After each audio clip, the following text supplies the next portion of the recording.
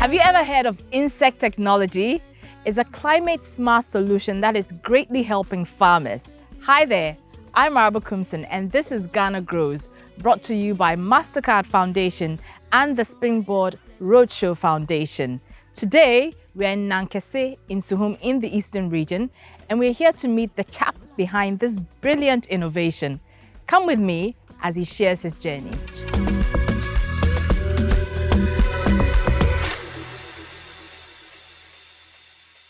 Hi, good afternoon. How are you? I'm good. How are you doing today? I'm very well. So introduce yourself and what you do. Okay, so my name is Luther. My full name is Luther Jesse Kwashi. I'm CEO at Agrimercarb here, where we transform organic waste into feed, fertilizer, and cash. In summary, that's what we do. Organic waste into feed, Fertilizer and cash. And cash. Yeah. That's interesting. Feed, fertilizer, and cash. Yeah. Anyway, but I mean, you are young entrepreneurs in the agri-business, right? Yeah. And one of the things that has brought you into the limelight is your insect technology. Yeah. Tell us about that. So there's this insect called the black soldier fly larvae. It's found in nature, and what it does is that it usually breaks down organic material, and then what it leaves is an organic matter that is known as frass, which is very suitable for organic fertilizer. Okay. And the larvae itself has been found to have an amino acid profile that is comparable to fish meal. So as that's used as a replacement for fish meal and soybean in animal feed. Okay. Basically what we do here is mimic what happens in nature by growing the black soldier fly in a cycle to harness the larvae and its potential into producing feed and fertilizer from the organic waste. That's basically. Interesting, very interesting. So how did you come up with this idea? This is really an innovation. I'm not sure everybody would have thought about it. So our journey started, I would say it probably started in 2019. And what happened was, I was then doing my national service with my co-founder Emmanuel. And then we decided to venture into agric. So as young guys, we put our NSS savings together. And then we started a pig farm. Now down the line, early COVID, we had issues with feed. And any farmer now will tell you that feed is the most expensive part of the operations. And once the feed prices were rising, we had to start looking out for alternatives. Unfortunately, we found the black soldier fly a little bit too late, Right. because our pig farm ended up collapsing because of this very same problem. And that's the reason why we have the heart to ensure that farmers or farms shutting down because of high feed costs or inability to access the right nutrition becomes a thing of the past. So I'm intrigued. How did you really come up with the idea of using the black soldier fly larvae? Because it's not common, right? Yeah. So how did you come up with it? Rightly so. So it came about because we were desperate and looking for solutions. And we had found out that a few research had been done prior to us starting that seen the potential of this insect for use as feed. Okay. So we stepped up some investigations, and then we found out that, in fact, CSIR had started some preliminary studies on that. So we got some breeding stock from there. Okay. And then for an entire year, did a lot of experimentations. And then now we have an entire system to be able to run its operations and then generate enough, not only for our needs, but also to sell as well. I see. That's interesting. So take us through the process. How long does it take for you to cultivate the larvae before you sell it to the farmers to mix with their feed? So the process starts with the adult fly, but just like a chicken and egg, whether you're starting with the egg or you're starting with the fly. So I'll start with the fly. The flies lays eggs. After the eggs hatch over a period of days, and then we call them the neonates or 5-day-olds. We take them after 5 days, and then we inoculate them onto organic waste. So when you say inoculate them onto organic waste, what exactly do you we just mean? add them to organic waste. Okay. So we have a system where we do some bit of standardization measuring, and then we add them to the organic waste in the trays you find here.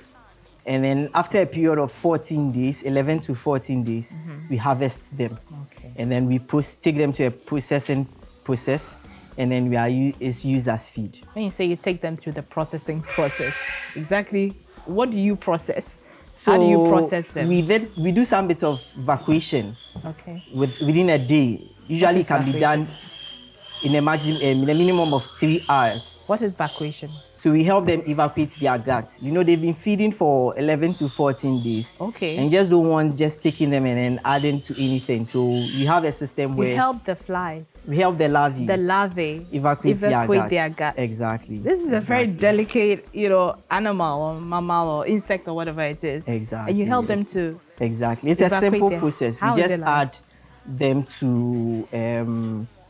a dry material. Okay. And then after a period, just like every person does, you would evacuate. Okay. So within 3 hours to 24 hours, that process should be done. I see. And then now we harvest and then we use them in feed. So who are your primary customers? The fish farmers, because they love it. Okay. And it helps them very, very much. Then the poultry farmers, the pig farmers. Okay. Subsequently, we look at reaching the pet industry in Ghana as well. Okay, that's interesting. And what's been the reaction of your clients, the farmers that you supply these larvae to? I think our solution came in the right timing, because we came at the point where a number of farmers were looking out for sustainable options. And I say this on record, that last year was published in one of the news outlets that 250 pig farms had shut down in Ashanti region alone as a result of high cost of feed. The Ghanaian farmer published earlier this year that over 90% of the fish farmers across the Volta Lake had to also shut down because of feed. So we find this large pool of farmers looking out for an alternative to be able to sustain their processes. Some of them had probably chanced on the idea, some of them are so new to them, but they are well embracing the solution because they know that it is a key to help them keeping their farms alive and afloat. I see. I mean, how can you not embrace it? This is a sustainable solution, isn't it? Exactly. Clearly, you people are doing a great job because you caught the eyes of some international agencies. You were, mentioned for some awards recently. Yeah, so we came through the Circular Economy Challenge organized by the EU, partnership with the Ministry of Finance, Ghana here. And we came up as the first runner-up due to an innovative solution. We hope to have done better, but then it's a step in the right direction, hoping towards doing more in the future. Clearly, I mean, technology is very important in agric these days. How crucial is it to employ the use of technology in the agric space, do you think? So with technology, we are hoping to automate some of our processes to make us more effective, especially our bottleneck processes like harvesting, which we have done to a certain degree. We are hoping to do it even to a large degree, and employ some bits of digitalization to be able to help us with regards to our sourcing and the streamline of our waste collection, aggregation, and getting that final product to the farmers. I see. That's interesting. You're quite young. As a young entrepreneur, what lessons have you learned from leading Agrimercarb? I think one of the key lessons we've learned is persistence and dedication. It's not been easy, but we have a why driving us, a purpose driving us. And I think that many people start up things and then they give up easily. But then everything comes with a challenge, and it requires a staying power, staying dedicated to the vision. Keep driving till you get the results you want to see. We are not there yet, we are keep driving. You keep driving. There's a call for the youth to go into agriculture because that's the future really, and people can't do without food, obviously. What would you say to young people who feel like agriculture is not for them or it's not lucrative and is not the way to go? I think agriculture is what we make out of it. There are many opportunities across the value chain in agriculture. Agriculture doesn't mean go onto the field and then bend your back. There are many things you could do from aggregation. That's what I've been telling people. So explain to them what the opportunities in the agriculture value chain are, so that they know that it's not just about putting your hands in the soil. So there are many arable lands in Ghana. About 78% of our arable land is not used. Some of these lands are calling for innovations, are calling for use. We complain a lot about products being expensive. Yeah. There's a lot of need across the value chain, right? From input supply to the farmers, to getting the products from the farmer to the consumer. and aggregation across the chain. And all these are calling for the youth to leverage on our creativeness and our innovation, as well as our youthful exuberance to be able to bridge this gap. Let me put you on the spot and ask you, in the next 10 years, where do you see Agrimercarb? In the next 10 years, I foresee Agrimercarb being the #1 black soldier fly production company in West Africa, with over 100 branches across the region, producing black soldier fly larvae and organic fertilizer to meet the needs of farmers within this region. Hopefully this vision will come to pass. But you lead a team. How many people do you lead? We have a current staff capacity of 12, which includes interns as well. Interns as well? Yeah. So what skills do you look out for in hiring staff? Because agriculture mainly has to do with passion. If you're not passionate about it, it won't work. Exactly. So one of the key things we employ with regards to hiring is attitude, passion, and the last one is teachability. Now, because we are a growing company, we require that our staff be in a position to learn.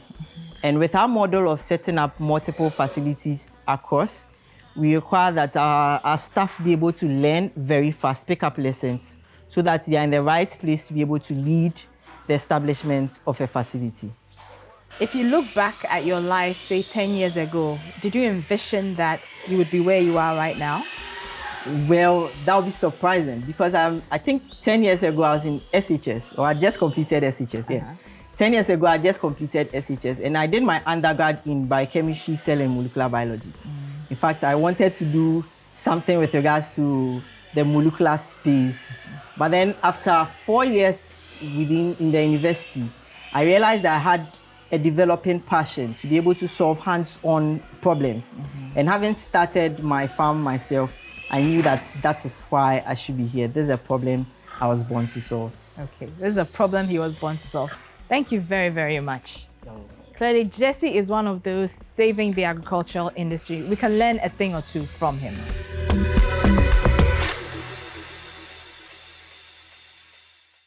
Clearly, innovation is critical in maintaining a competitive edge in the agri-tech space, and Agrimercarb is showing the way. That's all for our show today. As always, Ghana Grows Edwuma is brought to you by Mastercard Foundation in partnership with Springboard Road Show Foundation. I'm Marba Kumson. Until next time, it's goodbye.